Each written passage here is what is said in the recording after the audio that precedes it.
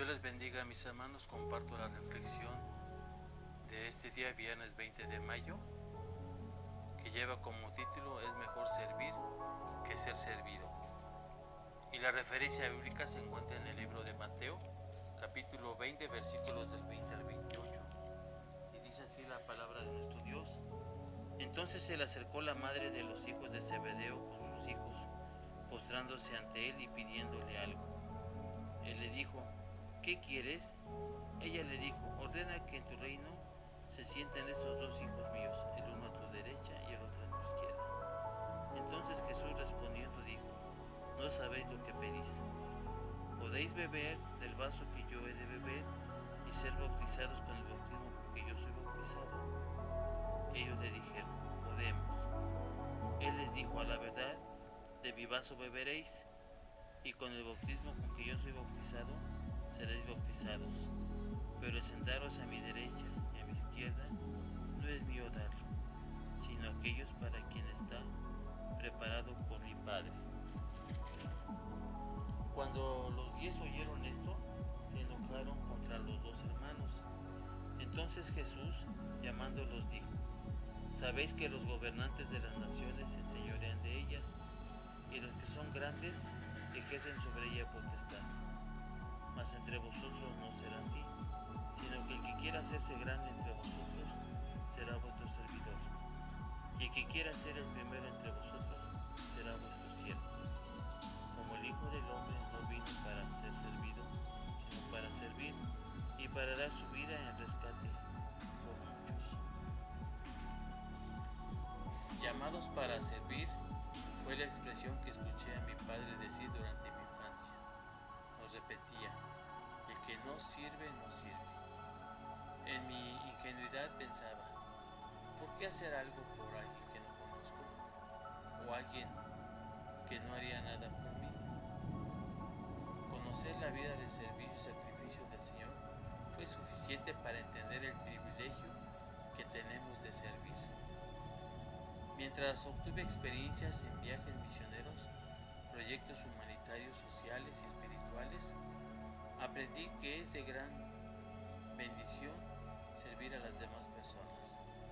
Asistiendo a una iglesia donde el servicio se destaca, desde el caluroso recibimiento, la atención con amor durante actividades especiales, hasta el cuidado de los autos, anima a los visitantes a regresar e invitar a otras personas. Participar como voluntaria en una escuela local es de gran satisfacción.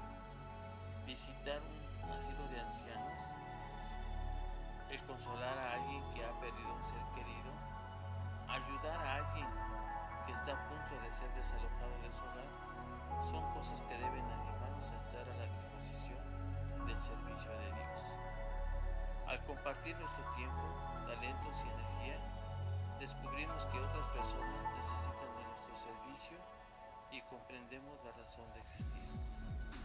Agradar a nuestro Dios, honrarle y entregarle todo, y a las demás personas también.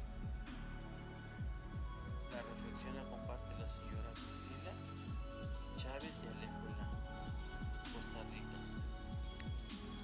Y realmente, hermanos, es una